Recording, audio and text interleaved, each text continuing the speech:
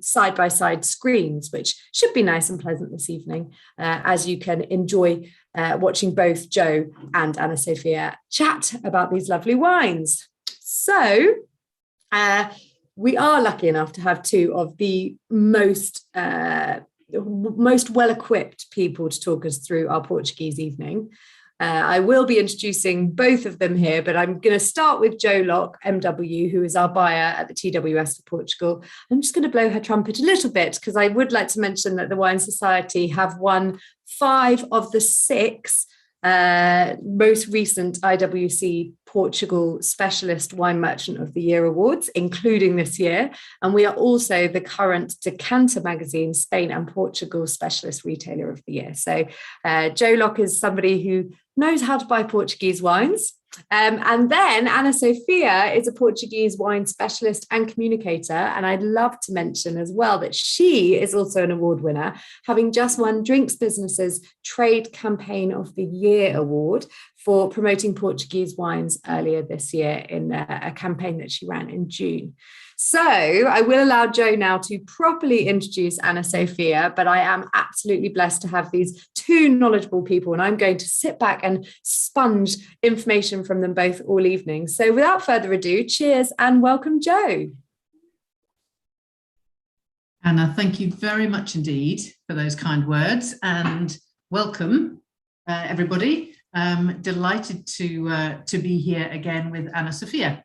If any of you joined us earlier, well, I suppose it was a few weeks ago now, earlier in the summer to have a quick look at Portuguese white wines, you would have met Ana Sofia then and heard that I've actually known her for many years. Well, really, since I joined the Wine Society and started buying Portuguese wines, Ana Sofia has been hard at work promoting the wines of Portugal. And I have to say that those efforts have, well, they've always paid off, but I think even more so now. We're seeing fantastic growth in Portuguese wines here in the UK, and certainly at the Wine Society. Good news in that for me is that I have a little bit more space now for Portuguese wines, at least on the website. So there will be plenty more to come. Now, this evening we are looking at red wines, and just as we did for the white wine tasting, all of these wines are blends. So many of Portugal's wines are blends of predominantly indigenous grapes. And that's exactly what we've got here this evening. So what we're not going to be able to focus in on an individual grape, although we'll touch on them and talk a bit about them so that there are things that you can look out for. It's more a marriage of those grapes, how those grapes work together in each of these different circumstances. So we're going to be able to cover, I think across the 5 wines, we're covering 10 different grape varieties, only one of which is a non-indigenous Portuguese grape variety. And I'm very much hoping that Ana Sofia is going to help me with some of the pronunciation, especially on the first wine, because they're less familiar grapes, I have to say, in the first wine. So we have a small selection of wines from across Portugal. Of course, with this many wines, we're not able to be totally comprehensive. We've also gone for a very modest range of wines. So the final wine, I think, is just over £10 a bottle. The others comfortably under, a couple of them at least. So we're hoping that these are things that people will be happy to experiment with. And we've been enjoying doing that at the Wine Society. And I think that's one reason why we've had a bit of recognition. So shall we make a start? The first wine is a Vinho Verde from Anselmo Mendes. And he is a very well-known name in Portugal and beyond. He's best known, of course, for white Vinho Verde. The vast majority of Vinho Verde, certainly that is exported, is white. And Anselmo is particularly well recognized for his Alvarinho wines. We've got a couple of his wines at the moment, actually, his Muros Antigos, which was one of our wine champions this year, and his Contacto Alvarinho. Both of those are currently available. But this wine is a red Vinho Verde, but it's a very unusual red Vinho Verde. And personally, I love the style. I've also enjoyed some of the more typical red Vinho Verde, but they are perhaps a more challenging style of wine, unless you're there in the sunshine in Portugal. Ana Sofia, I'm sure you've got a perspective on this. This is a very different kind of red from the north, isn't it?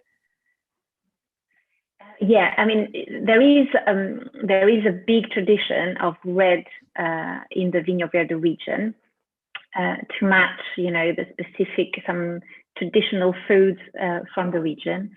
But as you say, they are, let's say, less approachable.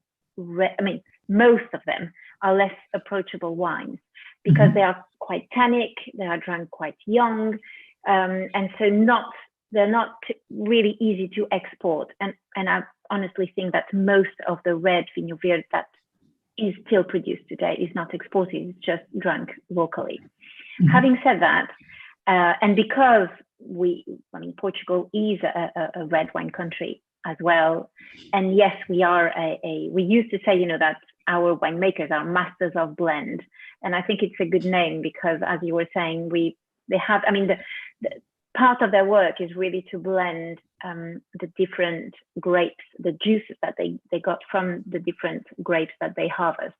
And so most, or let's say the more modern producers from the region are all looking at producing a modern style of red Vinho Verde. So that's totally the case of Anselmo with this Pardusco. That's how we pronounce the name of this wine.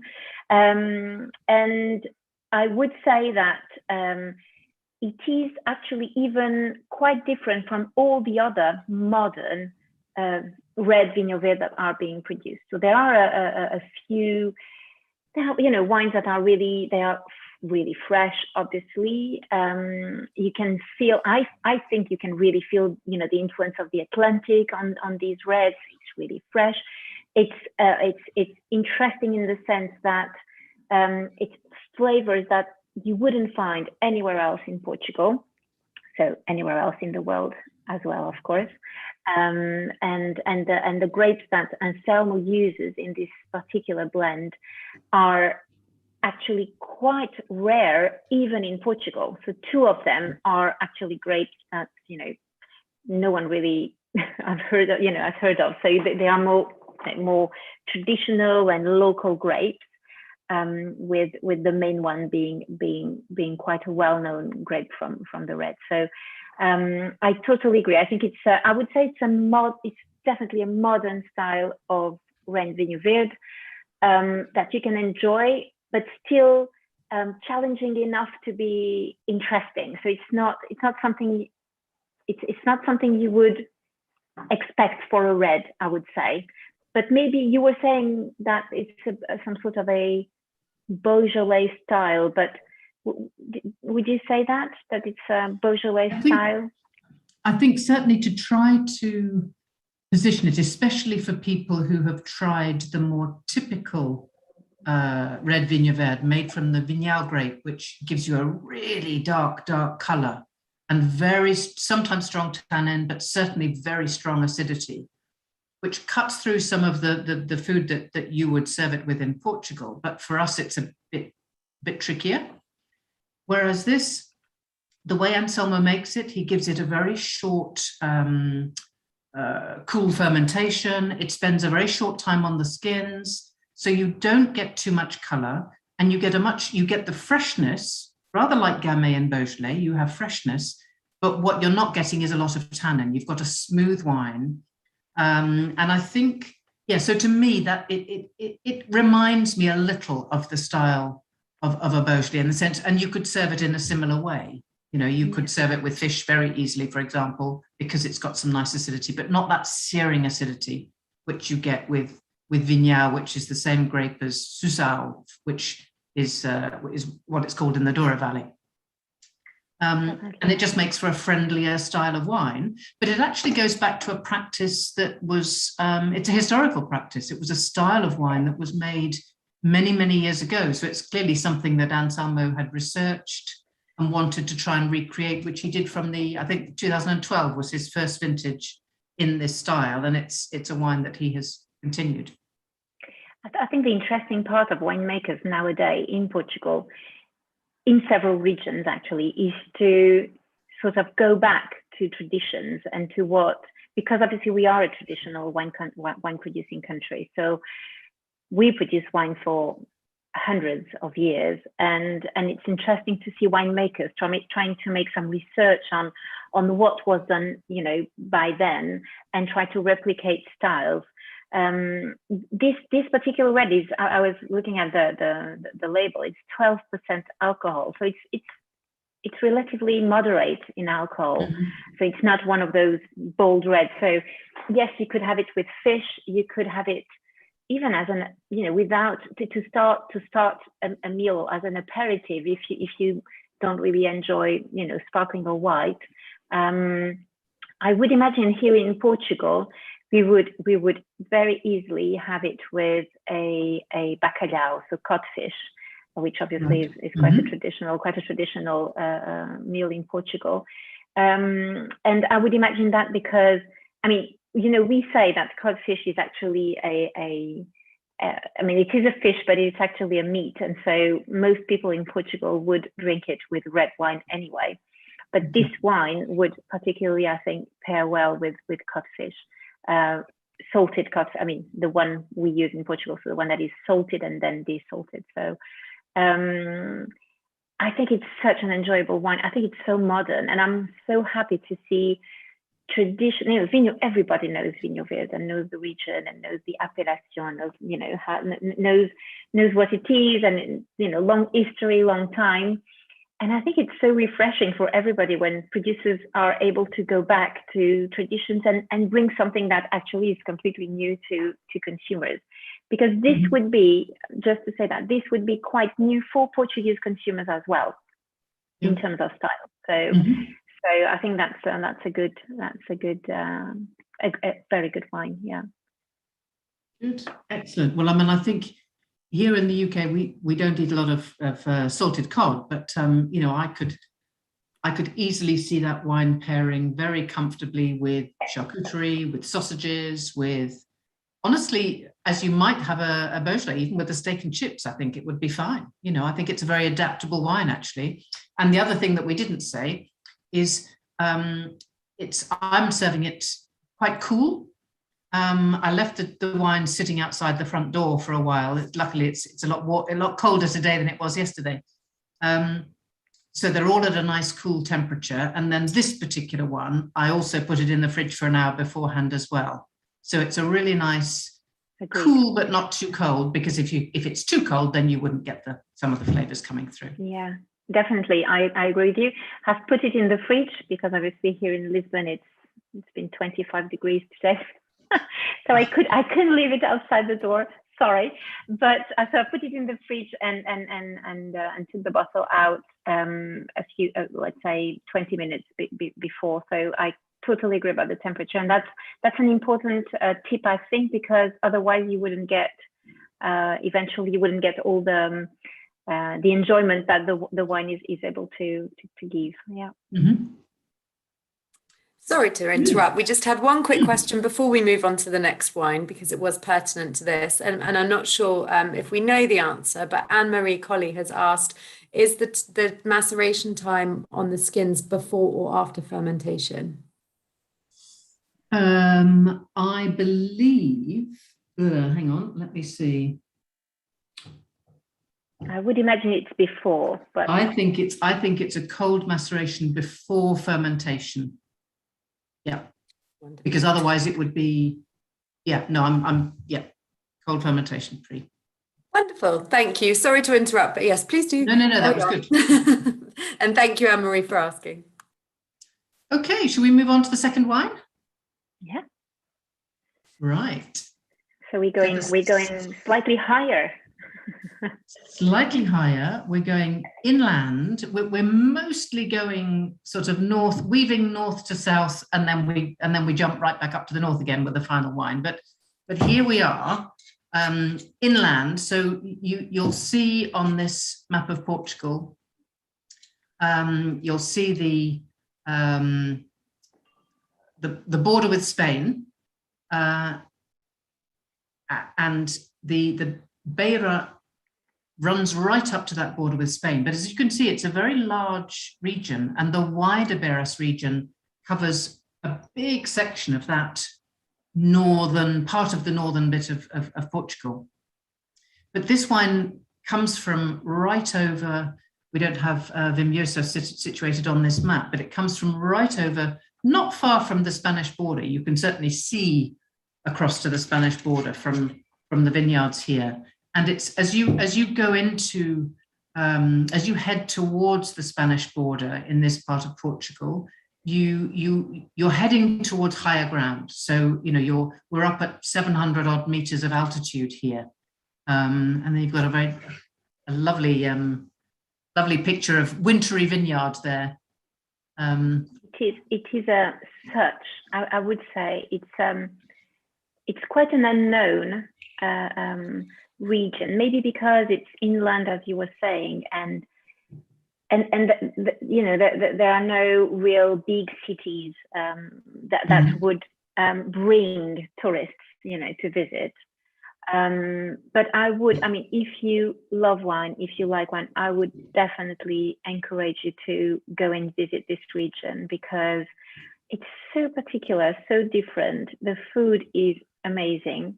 And the wines are actually really, really interesting. So they call the region, you know, the wine region defines itself as a altitude wine region, because obviously the altitude can go quite high, and you can feel.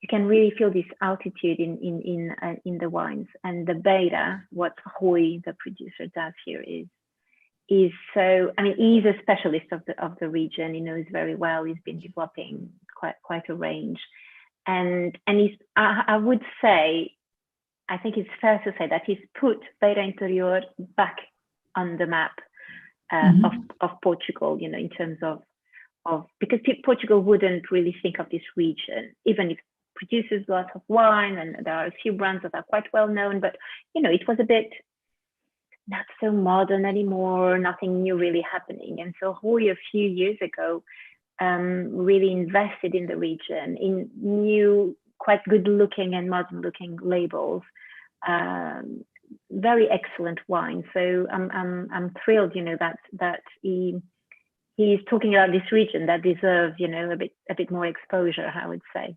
Yeah, I think Portugal does so many different styles very successfully. A lot of the red wines are really quite robust, a lot, you know, can be a lot higher in alcohol, very full-bodied, whereas I love the fact that this wine has, it has a lighter touch. It's still 13 and a half. Yeah, it's 13 and a half. So the fruit is ripe, it's picked ripe, and I think if you taste it, you can sense that the fruit is ripe.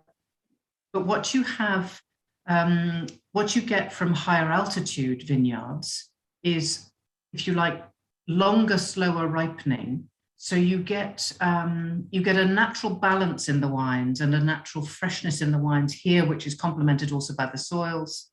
And I think that really does come through in the wine. So you've got a nice velvety texture, but you've got freshness too. Yeah. And really food friendly. I think as well, yeah. This wine is a blend of 3 grapes, but it is majority Tinta Roriz, which is the same as Tempranillo in Spain. Tempranillo is a much more recognized name. In Portugal, it's known as Tinta Roriz in the north, or Aragonês in the south, which is a little bit confusing, but it's fundamentally all the same grape. Tempranillo, of course, is the grape that makes Rioja, amongst other wines from Spain. So it's a grape that certainly has the potential to produce really good quality, but I love it as a grape because it can make a lot of different styles of wine. It can make wine for long keeping. It can make simpler wines in a brighter, fresher style. And this, if you like, is sort of somewhere in the middle, because it's got some depth, it's got some freshness, but it's just, it's a wine that I just want to drink. I mean, I find it a delicious wine, I must admit.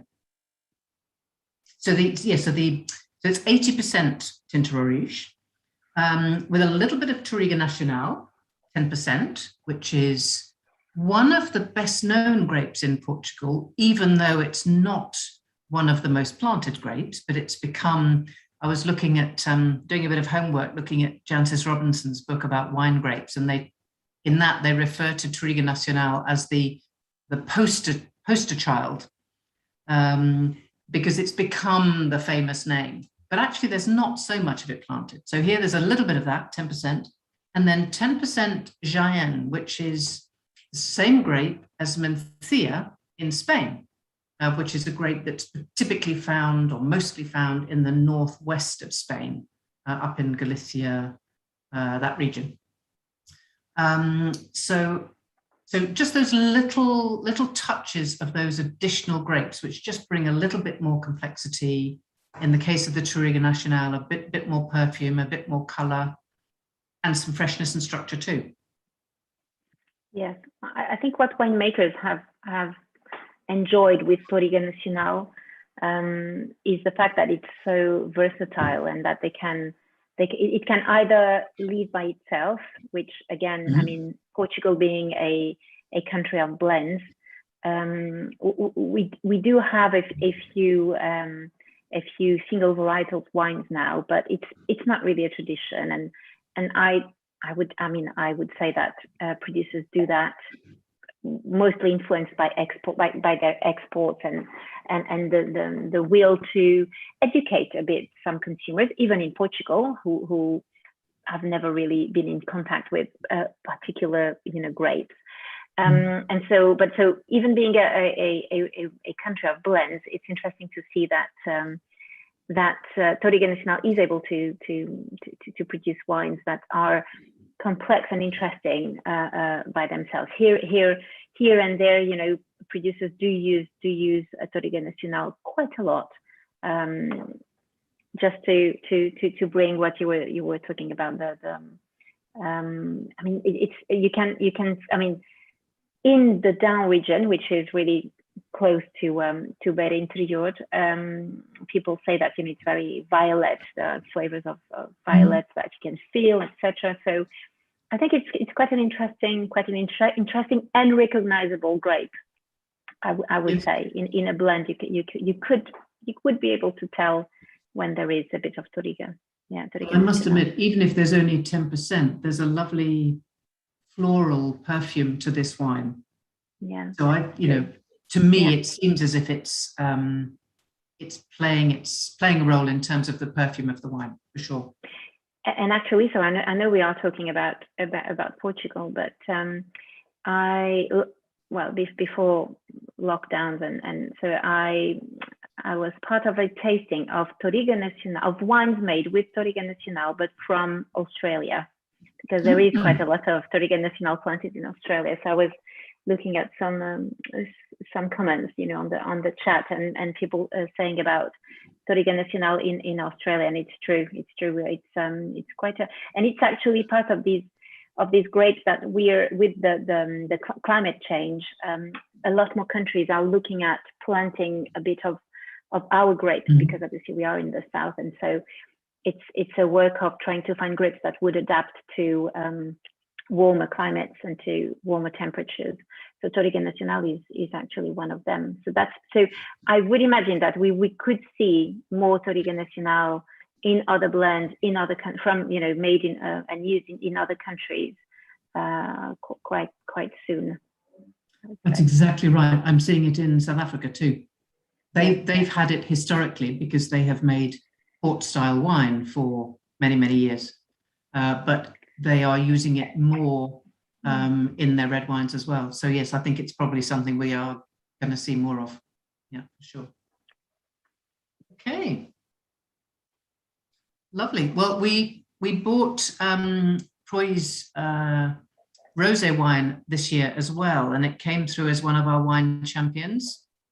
Because we didn't get the greatest summer here in the UK, we ended up with more rosé at the end of the summer than we would ideally like. So there are quite a lot of rosés that are currently being offered at reduced price. And I would certainly recommend this one. It was, what was it? It was £9.95 and it's now £8.25. So if you like Portuguese rosé, or if you haven't tried Portuguese rosé, definitely worth a look.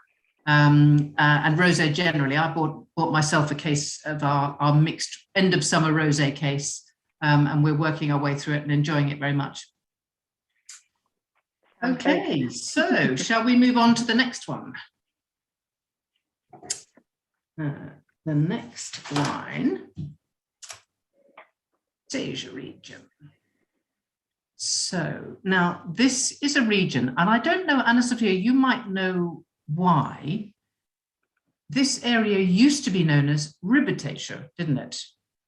Yes. And was there a particular reason for the renaming? Was it just simpler to say? I think it's marketing reasons, really. Mm-hmm. So it's named after the so Tejo means Tagus, so named after the river, and obviously the influence of the river in this region is huge. So traditionally, and the touristic, let's say, region is still named, Ribatejo, and there's a real tradition. There's a real Ribatejo tradition. So there are, some specific foods, specific habits from the region. So it's quite a strong identity, I would say, in Portugal. Mm-hmm. I think from what I know, the entity promoting Teja wines decided to simplify and sort of bring a name that people would understand more easily. Okay. That was also the case, with the Extremadura region, mm-hmm. that is now called Lisboa region. So I think so the Tejo change of name came right after the Lisbon one. So I would imagine the idea is to be a bit clearer for tourists, clearer for consumers abroad, and bring them a name that they would understand where it comes from. So Teja, yes. Tagus, the river. So yeah, so that's the reason, I think. Yeah. No, that makes sense. Okay, well, this wine is another wine that includes Touriga Nacional. In this case, 50% Touriga Nacional, so a high proportion. But with another grape very widely planted in Portugal called Castelão, which is a much softer, juicier style. So you've got something lighter, softer and juicy with the dark, perfumed, more structured Touriga Nacional. And here at La Gualva, they used a bit of oak as well. So if you have the wine, or if you've tried the wine, or when you try the wine, you'll get a bit of that oak both on the nose and on the palate. A little bit of spice as well, partly from the oak. And this is a much more robust example. So here you've got, it's 13.5, but it's a wine with bigger flavor, if you like.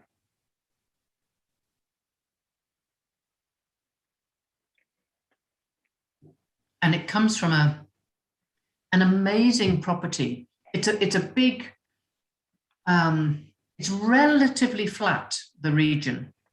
Of course, there's a little bit of undulation, but it's a region that's relatively flat. And this is a large estate. And I remember when I first went there, I thought I could be in South America here. It's a fascinating place to come to.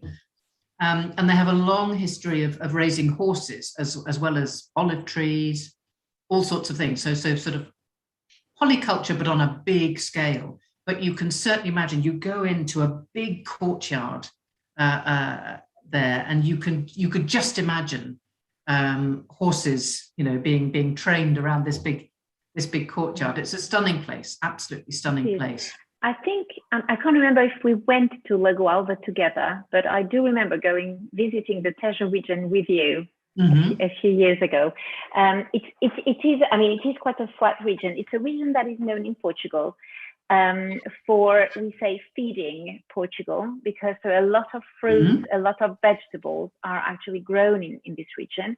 Obviously, the influence of the Tagus, so of the river, makes it great to grow all of this. So it was, or seen a few years back, as a region to produce large quantities of wine and lots of grapes. So it's interesting to see that a few quality producers are actually working hard to change that perception. And there are a few very interesting and new producers appearing in the Tejo region. So it's just an hour and something away from Lisbon. So when visiting Lisbon, and if you have a bit of time, it definitely makes sense to go there. And Legualva is definitely, a lovely place, as you were saying. You sort of have the impression that you are, I don't know, coming in even one of these French properties, like big ones, and you go there and it's so beautiful. The family is lovely as well. Diogo, who is the youngest, he must be about my age, I think about 40 something. So he's the winemaker. He's really hands-on, does everything: promotion, marketing, selling, so winemaking with Pedro. And they actually, both the winemakers traveled, and I know that they worked a bit in Australia as well. So they have this sort of modern approach and knowledge. They travel a lot. When possible, taste a lot of different wines. So I think you can tell that it's Portuguese. Obviously, the grapes, as you were saying, are 100% Portuguese. But really, in a modern way, and in a way that that will be enjoyed by everyone everywhere in the world. So that's good, and that's obviously good for Portugal. Just a note about Castelão, because you were saying it's juicy, and it is definitely, but it's actually a grape that is it's the grape of the Setúbal, more the Setúbal region. So lots of the reds from the south of Lisbon, the peninsula, the Setúbal region, are made of Castelão. I think it's a grape that is, I feel that here in Portugal, more and more producers are interested by Castelão and are producing single varietals out of Castelão. So I think it's interesting. I think it's interesting to look at this grape, which has been a bit overlooked, I would say, in the past few years. So used in blends mostly, but now I think maybe winemakers have found, the right way to work it or something to make it an interesting single varietal. So that's, I'm curious as well to taste, new wines made of Castelão. So I think it's something that we're seeing all over the world, actually. We've certainly seen it in the south of France. I see it in South Africa, where some of those, what we might refer to as workhorse grapes, which were perhaps not necessarily very highly regarded in the past. They produce good volume, attractive style of wine, nothing too challenging. But actually, they're so well adapted to the climate. And they can do more interesting things, and one sees that when they're complementing a blend. But I think it will be very interesting. Some people may remember the name Periquita, which is often used as a synonym for the Castelão grape, and it's a wine brand that created by one of the big producers, José Maria da Fonseca, and it's not a wine that we see so much here anymore, but I do think they are still producing it. But people often ask me about it, so yes, it can be used for the grape, but also it's a well-known wine brand. So yeah, I think it's going to be very interesting to see more experimentation with it, and the wines that we have from Strubel, yes, very much so. Plenty of Castelão in the blend. And again, I like the fact that you've got ripeness, but you've also got freshness here. So it's not heavy on your palate at all. So it's a wine you could drink on its own, but equally, I think would be good with food. totally. No, totally. It's a really enjoyable 2020 wine, red wine. I think it's just, it has a good structure. You could have it with a bit more, complicated meal like a stew or something, without the wine, competing too much with the food. It's I agree. I like it. It's quite good. And actually, Diogo's rosé was another of our wine champions in our blind tasting competition this year. His rosé was absolutely delicious this year, and still is. Yeah, we've still got a bit of that one left too. We have, obviously we are known for the Mateus rosé, and we sort of created this image with the Mateus. But I am really happy with the fact that Portugal is, actually produces a lot of very, very good rosés. So I know the Provence style is obviously really, really strong in the UK, and the roses are obviously amazing. But the Portuguese style of rosé, I think, and it is changing a bit. I mean, they used to be a bit darker in color, a bit, maybe a style that I would imagine, UK consumers don't fancy 100%. Depending. But now I think they completely get it. Again, you've got the sort of complexity and interesting side of what Portuguese grapes bring, because obviously they bring flavors that you can't find anywhere else, with a modern technique and all the freshness that a rosé needs. So I think it's a winner. So we drink quite more and more rosé in Portugal as well. Which, strangely, you would imagine that here in Portugal we drink a lot of rosé, but it's not the case. We still drink a lot of red, a bit of white, and some rosé, but it's increasing. So I think it's good. It's great to see more good rosé, I must admit. Yeah, and actually, I haven't been to Portugal yet for a buying trip for the last 18 months, but I did make a very short trip to Porto for literally, it was just a couple of days, and visited the new World of Wine there, which is this big, amazing, big new development on the Vila Nova de Gaia side of the river in Porto. And part of this incredible new wine complex, which is full of, museum is the wrong term, but it celebrates wine, but also celebrates Portugal and lots of things about Portugal in many, many ways.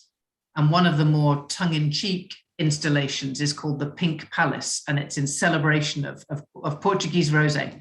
It's a lot of fun. It's designed more for those that want to go and take photos put them on Instagram, that sort of thing. You can go and sit in a pink Cadillac and have your photo taken, but you can also taste some really good rosés as you go around this particular wine experience. So well worth a look. And I'm overdue to write something about that particular visit so hopefully I'll put something on our website, but do look it up, the World of Wine in Porto, particularly if you're going to that region.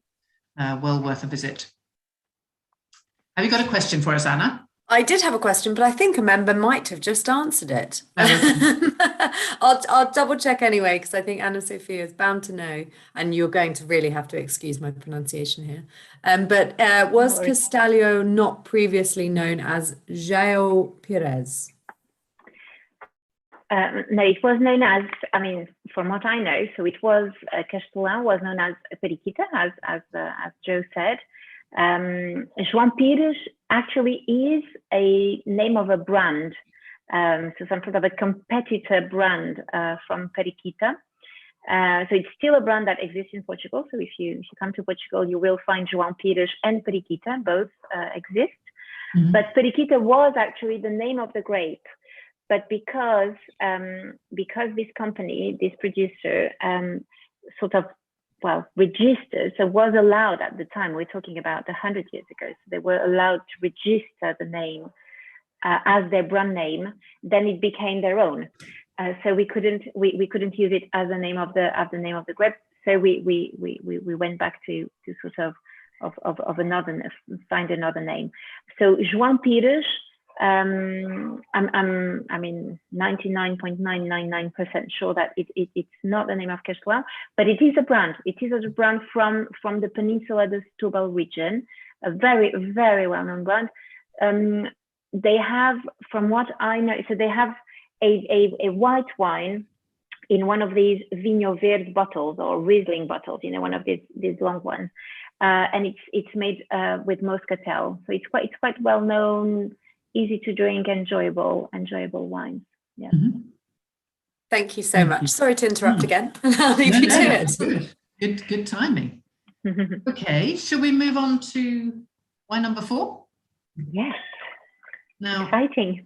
Here we are going, and I think, Ana Sofia, you said this was the one wine that you didn't know before the tasting. So I'm glad that you received the bottle. I have a big confession to make here. I have never been to the Algarve, which I know is pretty shameful. I need to put that right. For a long time, it wasn't producing a great deal of wine. Most of it was expensive and maybe not such good value as some of the wines in other parts of Portugal. That's my excuse anyway. But actually there's some very good value coming out of the Algarve now. So it's high time I went. For the moment, this is a wine that we buy from a producer that we were already working with.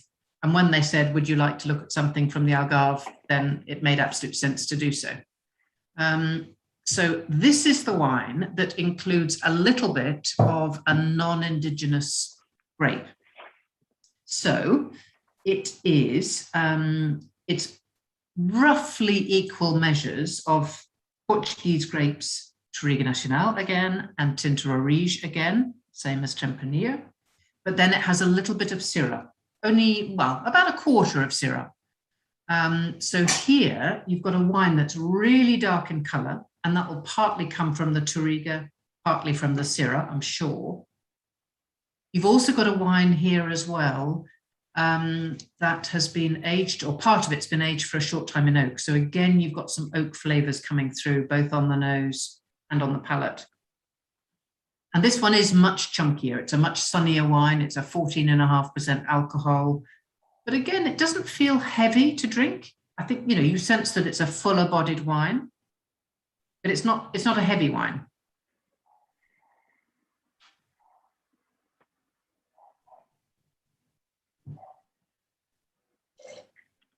But you've got that real dark perfume and a little bit of spice coming through there. I mean, to me, this would be great with some grilled meat. You know, that would be the obvious choice for me. Yeah. But I think for those people who like a bit of oak in their wine, I think this would be a very easy wine to drink on its own as well, because it's got a sweetness to it, which you often get from that touch of oak. I see Keith. Hi, Keith. Nice to see you. For those that don't know, Cliff Rich, I don't know whether he still owns a vineyard, but for many, many years. No, I think he had sold it. So the well-known singer, performer, Cliff Richard, owned a vineyard in the Algarve, and he worked with Waitrose. I don't know if it was exclusively until the end, but at the beginning, Waitrose were the exclusive distributor of his wine here in the UK. And it sold phenomenally well. It was quite an expensive wine at the time. Thinking about it, it was probably only about £10 a bottle, but at the time it was quite expensive for a less well-known Portuguese wine. But it just, they couldn't stock the shelves quickly enough. It was very popular with the Cliff Richard fan club. But yes, I thought I remembered that he'd sold the estate. Yes, he did. I think he did. I do remember these wines, and actually at the time when I started to work, you know, with Portuguese wines, I would say that these were the only Algarve wines, you know, that were sort of known. So that's, you know, it's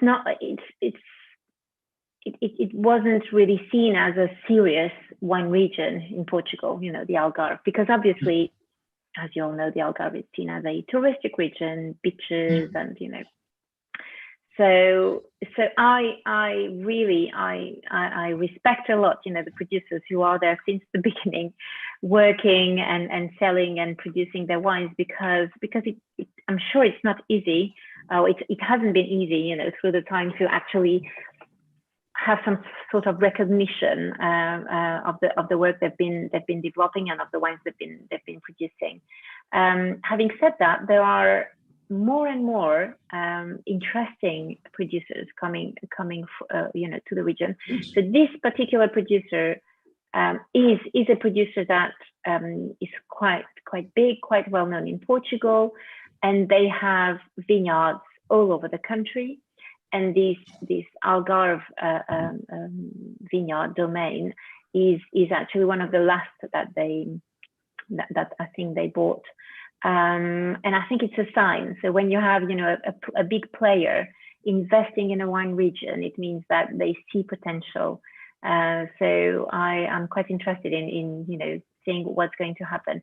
Mm-hmm. From what I've read, because I haven't visited this particular place, it is quite close to Tavira, which actually, Joe, is just one of the best places in Algarve. So I'm not an Algarve fan as well. I never go to the Algarve, or very, very rarely. It's not a place, you know, I do, well, usually fancy, but Tavira is an amazing little place.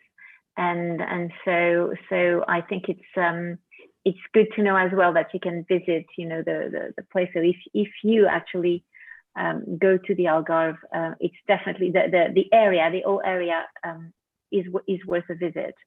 So it's always good, you know, always good to know, and obviously, hopefully it's, you know, it's becoming easier and easier to travel and to have a bit of holiday. And I know, and I'm very, you know, happy that Portugal is obviously a destination that you enjoy and people do enjoy and come to Portugal. So why not visiting Alria? That sounds like a good yeah. High time. Sorry, interrupting again, but just in the interests of time, I think because we have got a couple of questions through for the end. So if it's all right to move on to our final wine, that would be absolutely smashing. Thank you. With pleasure. So with the final wine, we are jumping right back up to the north of Portugal.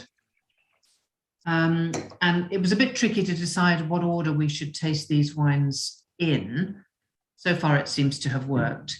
But one reason for putting this wine at the end is that it's certainly the most serious of the wines that we're looking at this evening.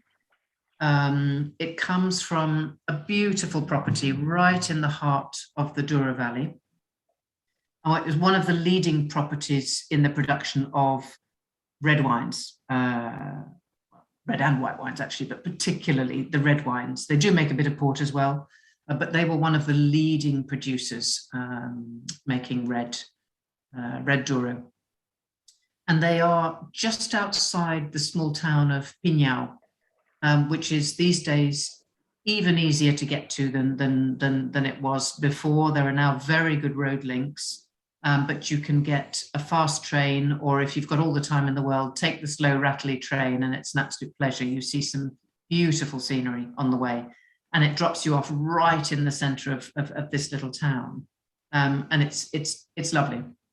Crasto is right on the top of a hill, on a bend in the river. It is simply stunning. Anna, I think you've got a picture of their vineyards, haven't you? Yeah. Just look at that. So the winery is just on the top of that hill to our right. And you are clearly looking down to the Douro River. And that just shows you how steep those vineyards are. Absolutely phenomenal. I suppose, Jay, you've never been into their pool, their infinity pool, which is like a symbol of the region. Everybody wants a picture in the Crasto, the Quinta do Crasto infinity pool, which is lovely, and, you know, overlooking the the river and the vineyards. Exactly, it's right on the top of that hill, isn't it? Yeah. It's a beautiful. I mean, it is quite difficult to be in the Douro and not to find, not to have a beautiful view. Honestly, I mean, the Douro in itself is just. I mean, for those of you who've had the chance to visit and to go, I mean, I think we can say it's one of the most beautiful wine regions in the world. I would imagine, so particular, so different, and obviously the wines from there are as well special. I would imagine. So, and Quinta do Crasso is one of the leading producers from the region. A producer that, as you all know, I mean, the region is known for ports. And it's one of these, family producers who actually, since the beginning, have strongly invested in still wines. So they have some ports, but I mean their flagship wines and the top range are Douro wines and not port wines.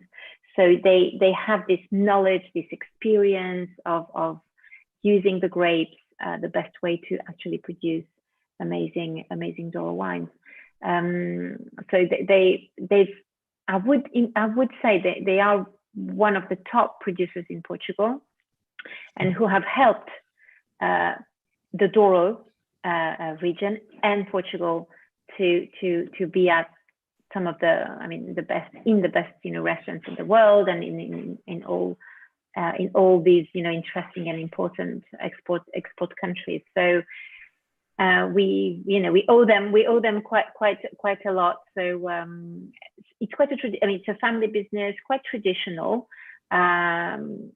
doing an amazing job. And they are quite big. I mean, they've been growing, they've been producing quite, sort of increasing the property. But always keeping the quality, which is obviously the most important in this case. Absolutely. When I last visited, I'm trying to remember when that was now, but when I last visited, we climbed up really quite high to visit some of the new vineyards that they were planting, which was including some white grapes, actually, because it was that much higher up the hillside. Yes, I think that the Douro region has been a fantastic ambassador for Portugal, and Crasto and the family have been fantastic ambassadors for the Douro, as has actually the winemaker, Manuel Lobo, who's a delightful guy, so unassuming, given that he makes some of the very best wines in the Douro Valley, he's a very modest guy who I admire enormously, and you always get a true picture from him, which I find really, really interesting. And this wine that we followed for many years. This is their entry point wine, if you like. So they produce a significant number of premium wines above this. They make some single varietal wines depending on the year.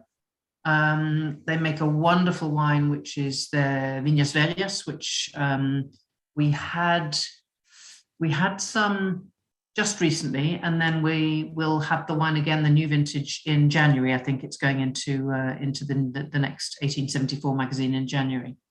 But they also have one or two even more premium cuvées. It's part, but it's wines from single plots.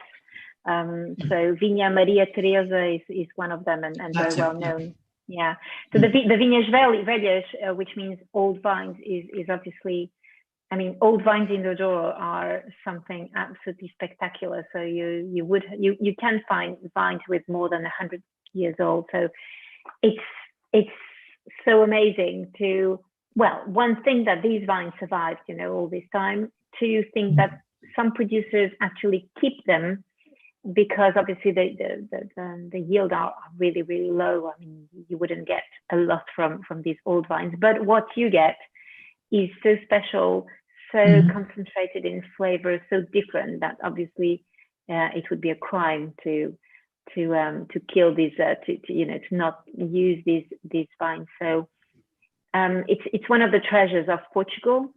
I am actually very surprised to see how, I mean, I would love to see Portugal, really investing in promoting and talking. Even, when I say promoting, it's not promoting in a commercial way, but talking about the knowledge that we've got here in Portugal about growing and making wine out of old vines.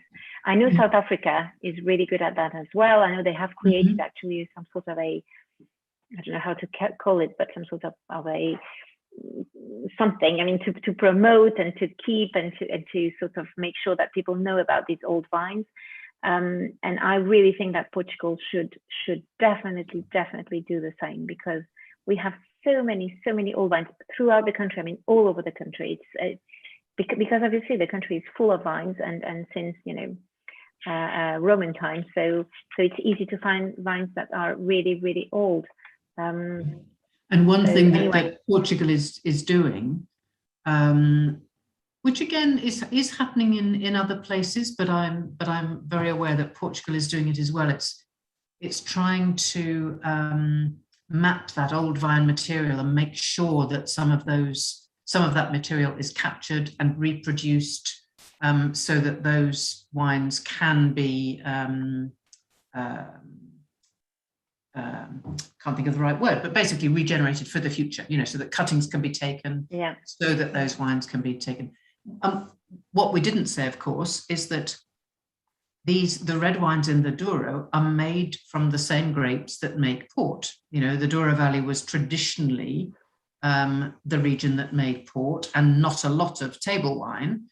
So it's exactly the same grapes. Obviously, you have to make the wines in a different way to produce red wine than you would if you're producing port, but it's the same grapes. So yes, some of those old vine grapes that would have gone into port are now going into table wines. Exactly. And it's one of the reasons that when we talk about, we mention it with this wine, I think in our note, the Douro wines, because they share the same grapes as port, if you're at the end of a meal and you don't want to move on to a fortified wine or a sweet wine, they actually work very well with cheese. You get, some of the same flavors and that lovely depth and velvety texture that you get here works very well, and the flavors work very well with cheese as well. So it's definitely worth trying, either just with a plate of bread and cheese, or if you're having, as I say, if you're having cheese at the end of the meal, it's a really good match.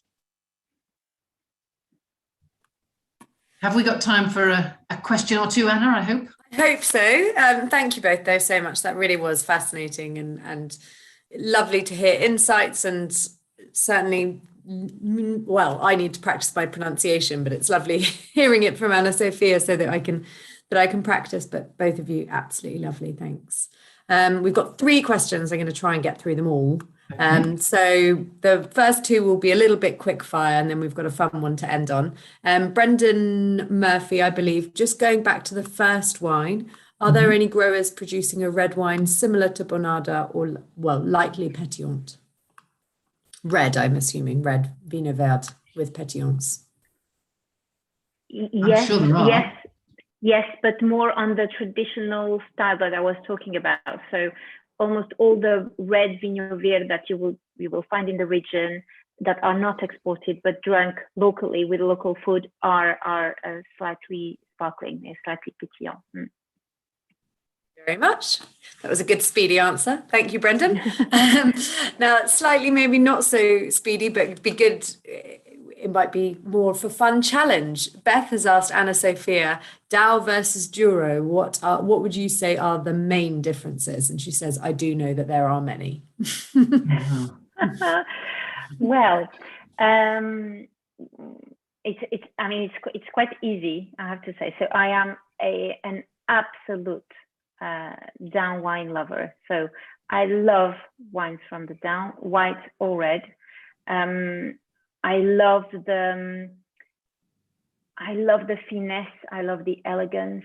I love the complexity. I love the grapes. So there is some sort of a fight between the Douro and the Down in knowing which region is actually, or in which region was actually the origin of Touriga Nacional. So, the grape we were talking about before. but most people, I mean, do agree in saying that it probably comes from the down region. I mean, if you have to, and why do, I mean, obviously I love Douro wines. I mean, I love Portuguese wine, generally speaking. For me, Douro wines do need a bit more, you need to think about how you're going to pair them. You need to think about, they are, I mean, generally speaking, obviously, they are, you know, a bit more, well, with a heavier body.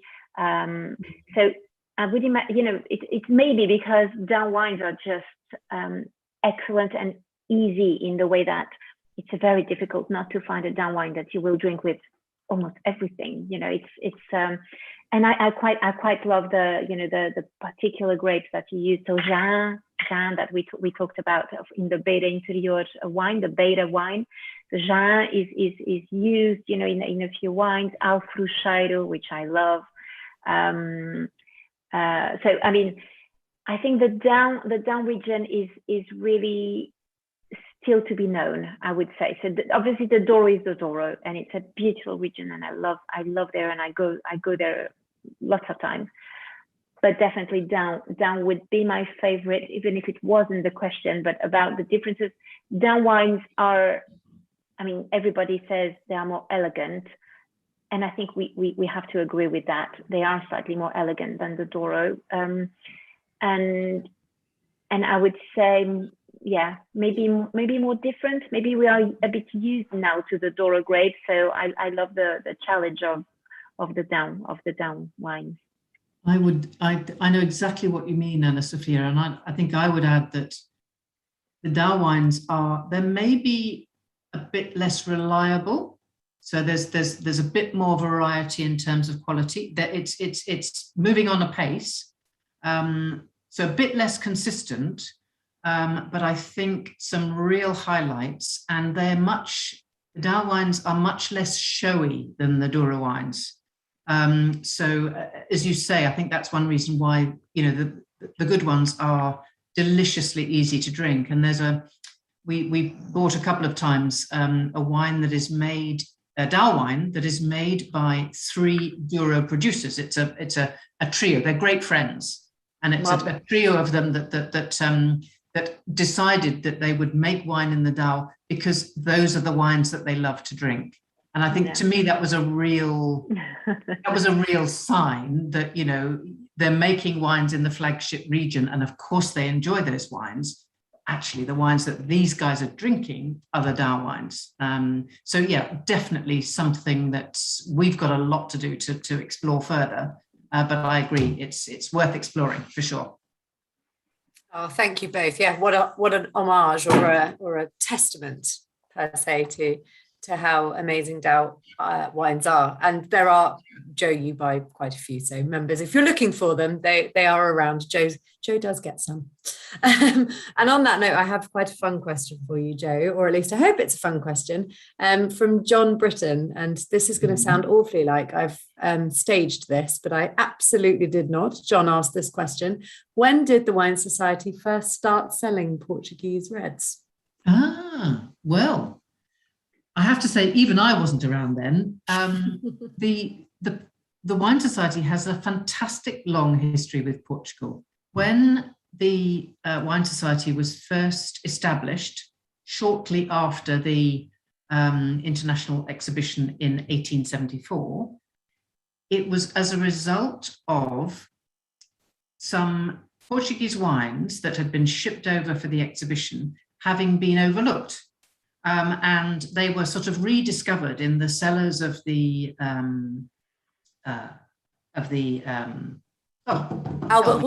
Albert Hall, the Royal Albert Hall, thank you, which is where the International Exhibition was held. So it was just a small group of people who got together and said, well, you know, let's try and sell these wines. And that was honestly how the Wine Society started.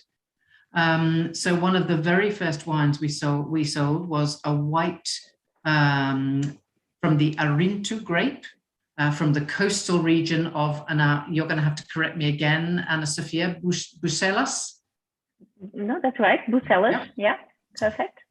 So it is thought that that was the very first wine that the Wine Society sold. So we've had a long history. It probably wasn't too long before French wines overtook, but Portugal's doing a very good job to chase the rest of the world now, I'm very pleased to say. And we're seeing more and more great Portuguese wines coming over. So yeah, but thank you for that question. It's lovely to be reminded that actually Portugal was there from the very beginning, and it wasn't even port. Absolutely. Yes, it did sound like I staged that question, and I really didn't. So thank you, John. But thank you to both of you for a really lovely evening. It's been absolutely fantastic. Can't thank you enough. Thank you to Catherine behind the scenes and to all of our members for joining us. It's been wonderful to see so many of you here tonight. And for those of you watching on catch up, I hope you're enjoying it as well. I know that lots of you are already, for those who are running a little later this evening. So without further ado, I'm going to take my red wine and go and enjoy it with my dinner. But a huge thank you, Joe, and to you, Ana Sofia, for a really enlightening evening. Thank you, team. And Ana Sofia, thank you so much for joining us again. It's been an absolute pleasure, and I can't wait to see you in person again soon. Thank you. Cheers. Thank you. Cheers. Cheers.